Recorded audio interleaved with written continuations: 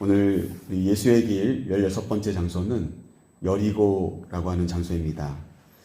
여리고라고 하는 장소에 대한 이야기들은 여러분들 책에 보시면 여러 가지로 잘 나와 있습니다. 여리고는 아주 역사가 오래된 구약 성경부터 우리에게 자주 소개되는 한 장소이면서 동시에 이곳이 큰 곳이었다는 것도 확인해 볼 수가 있겠고요.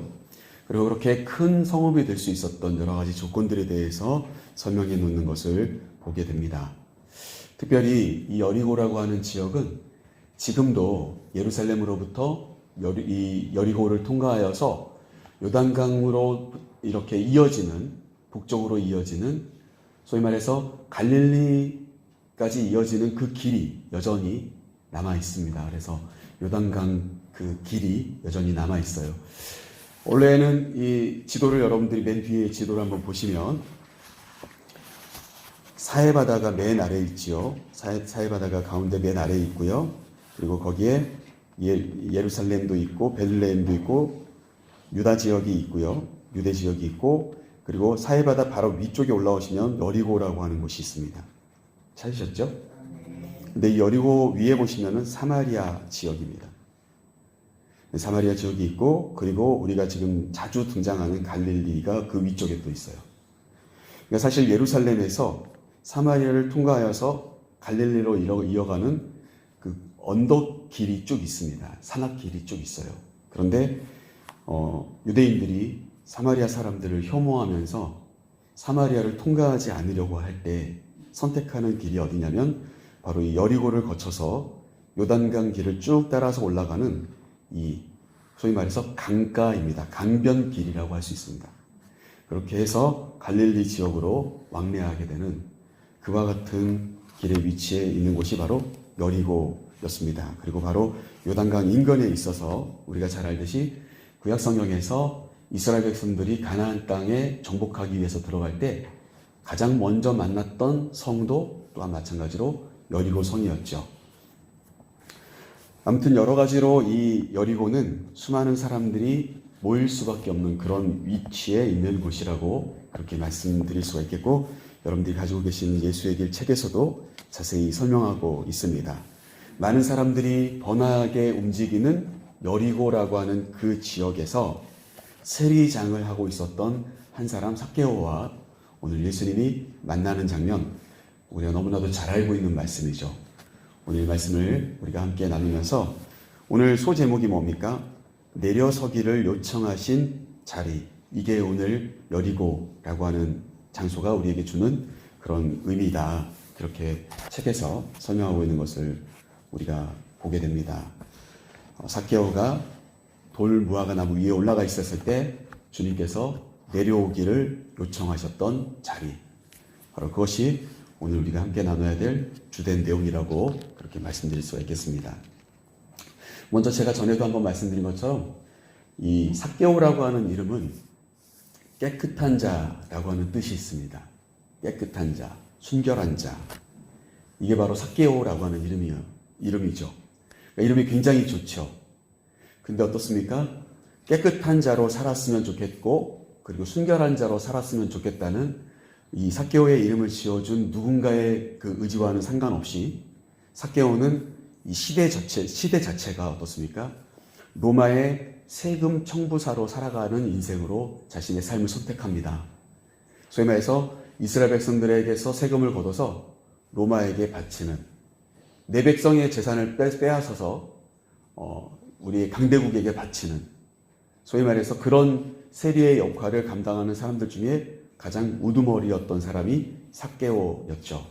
그러니까 수많은 사람들이 생각할 때도 전에도 마태를 부르실 때 제가 한번 세리에 대한 말씀들을 드렸습니다만 삭개오에게도 동일한 그런 평가를 내리고 삭개오를 대하는 예수님을 향한 사람들의 평가 또한 마찬가지였다는 것을 우리가 알게 됩니다. 7절 말씀을 한번 같이 읽어볼까요? 7절 말씀 같이 읽어보겠습니다.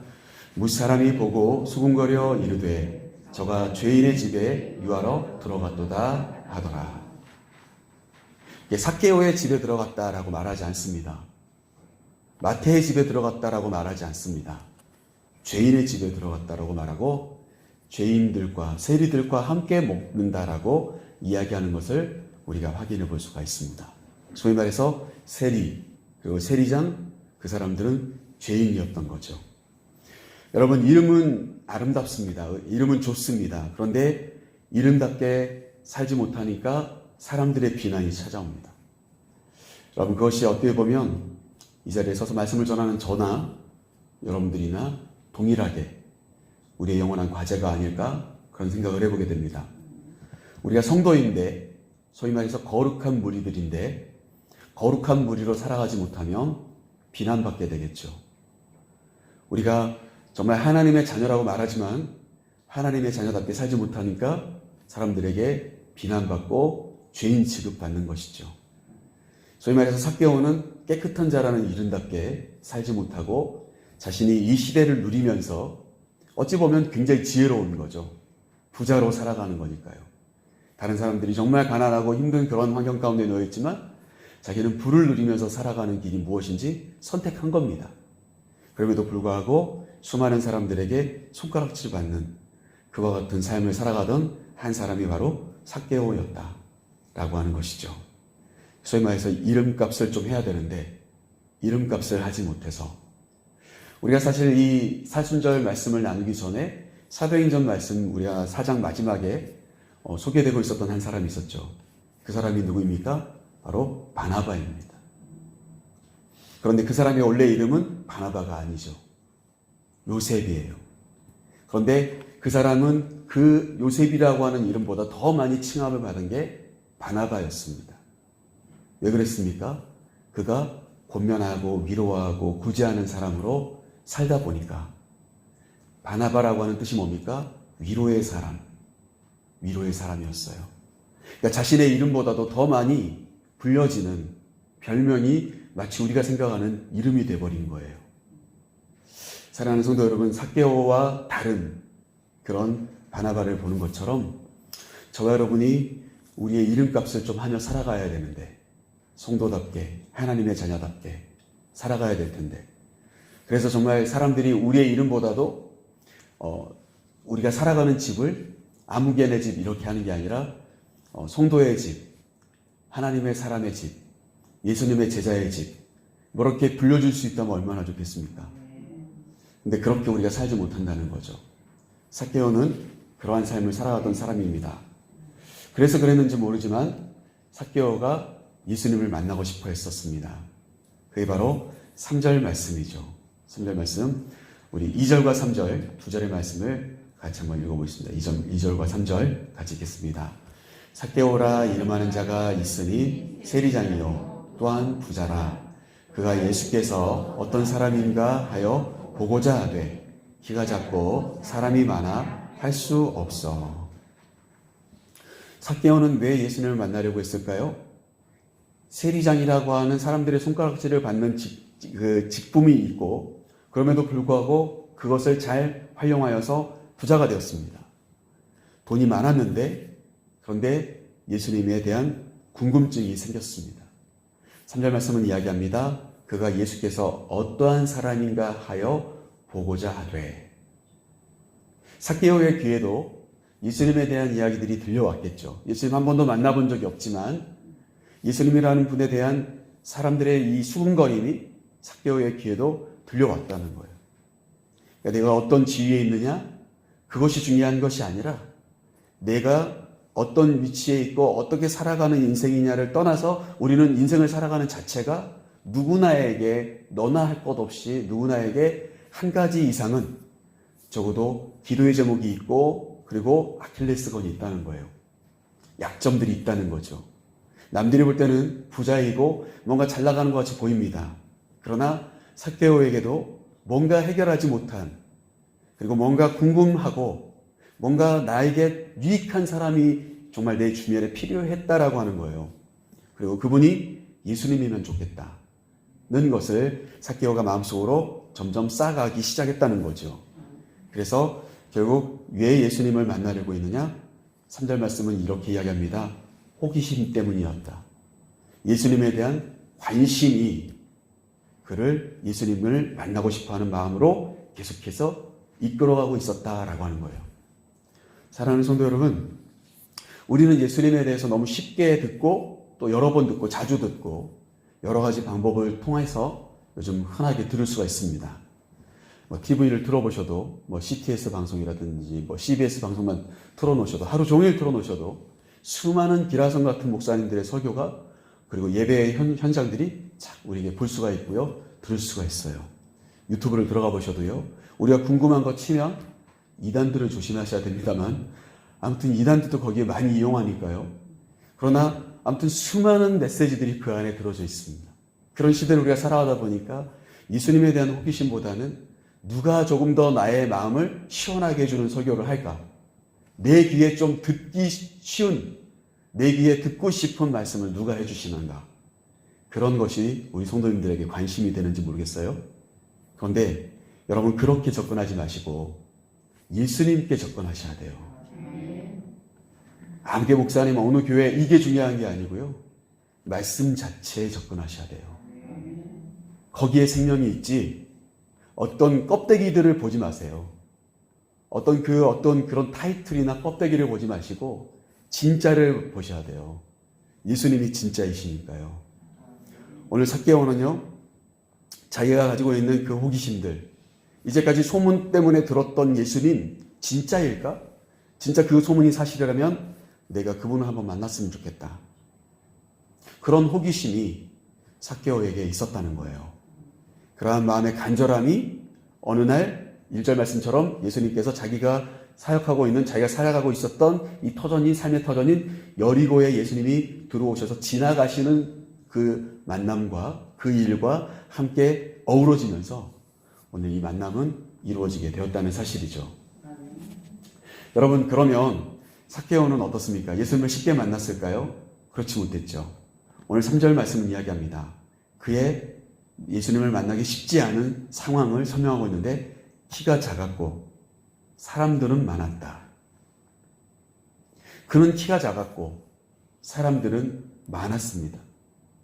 그것이 삭개오가 그렇게 궁금해하고 만나고 싶었던 예수님을 쉽게 만날 수 없는 조건이었다는 사실이에요. 사람들이 너무 많았고 자기는 키가 너무 작아서 예수님을 보기라도 했으면 좋겠는데 볼 수조차도 없었던 거예요. 지나가신다는데, 내가 머무는 이곳에 지나가신다는데, 여러분 그 지나가심을 그냥 놓치고 싶지 않아서 삭개오는 그것을 뛰어넘으려고 하는 겁니다. 자기에게 어려움이 다가왔는데 예수님을 만나야 될 그 귀한 만남이 이루어져야 되는데 그 만남이 이루어지지 못할 조건이 딱 갖춰져 있는 거예요. 그리고 채통이라는 게 있죠. 체면이라는 게 있는 거예요. 키는 작아요. 사람들은 많아요. 체면은 있어요. 이런 모든 조건들이 딱 걸리면 우리들은 그냥 포기해버립니다. 그럼 그렇지 뭐. 내가 예수님 만날 팔자겠어. 그냥 이렇게 살다가 죽으면 되지 뭐. 라고 생각하고 포기할 수도 있었을 텐데 삭개오는요. 포기하지 않습니다. 그래서 예수님을 만날 수 있게 된 거죠. 우리 4절 말씀 같이 한번 보겠습니다. 4절 말씀 같이 읽겠습니다. 앞으로 달려가서 보기 위하여 돌무화과 나무에 올라가니 이는 예수께서 그리로 지나가게 되밀어라. 아멘. 예수님이 지나가시는데요. 그냥 놓치고 싶지 않아서 자신이 어떻게 합니까? 달려갑니다. 어디로 달려가요? 돌무화과 나무 앞으로 달려가서 무화과 나무 위로 올라갑니다. 예전 성경에 보면 뽕나무 이렇게 되어 있잖아요. 근데 그것은 잘못된 해석이고 돌무화과 나무가 정답입니다. 근데 나중에 보시면은 사진에 이제 나중에 이런 것들이 보이는데요. 돌무화과 나무가 상당히 커요. 사람이 올라갈 만합니다. 그런데 이런 장면이 왜 등장합니까? 딱 한 가지입니다. 예수님을 보고 싶어서. 예수님이라는 사람을 내가 소문으로는 많이 들었지만 내가 직접 좀 봐야 되겠어 라고 하는 그 마음이 돌무화과 나무 위로 이 사람을 이끌어 올라가게 했다는 사실이죠. 저는 이 말씀을 우리 성도님들과 함께 나누면서 저와 여러분이 예수님에 대한 이야기를 자주자주 누군가에게 들려주시게 된다면 언젠가는 그 사람이 달려와서 올라오게 될 우리 지도제일교회가 분명히 될 거라고 믿습니다. 내가 분명히 나도 한번 봐야 되겠어. 나도 한번 참여해 봐야 되겠어. 나도 한번 예수님을 믿어봐야 되겠어.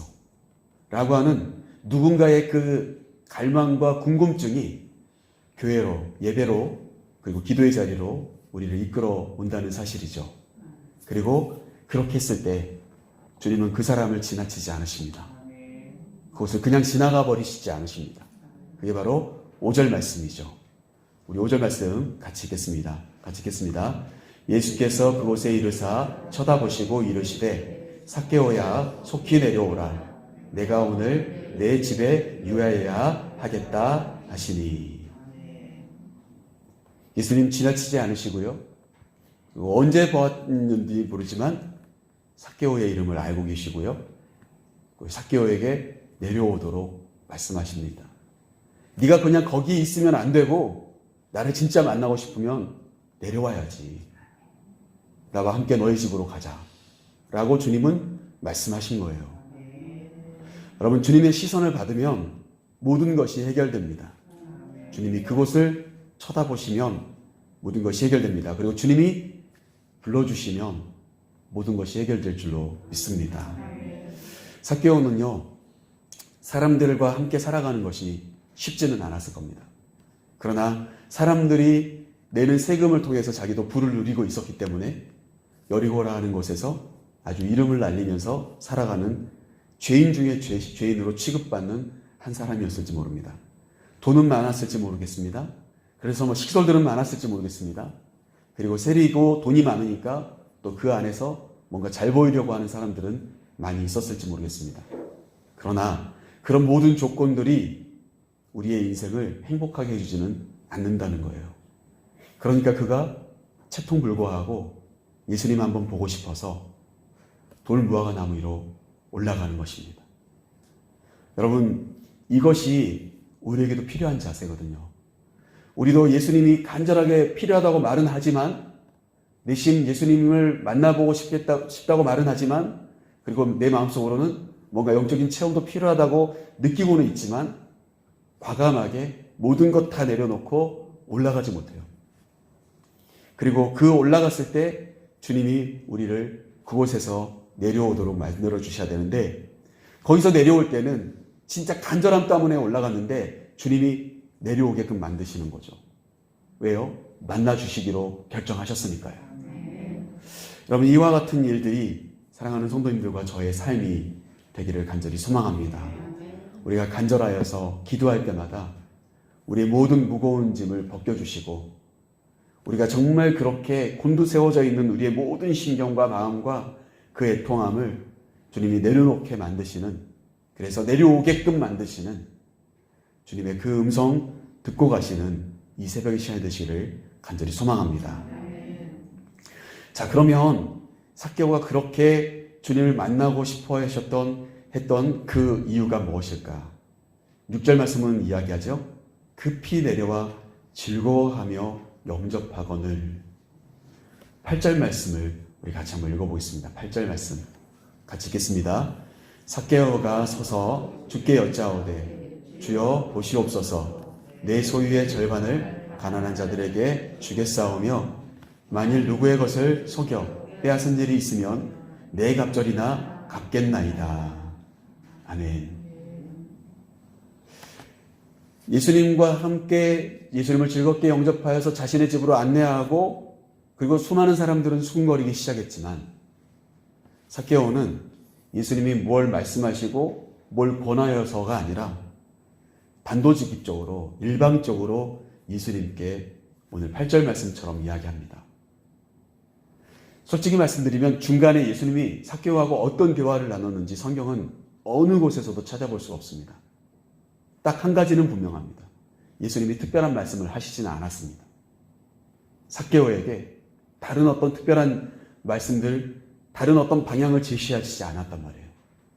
그러나 삭개오의 일방적인 고백이 그가 가지고 있었던 무거운 짐이 무엇인지를 우리에게 깨닫게 해줍니다. 그게 바로 8절 말씀이에요. 이 사람이 뭘 짐지고 살았습니까?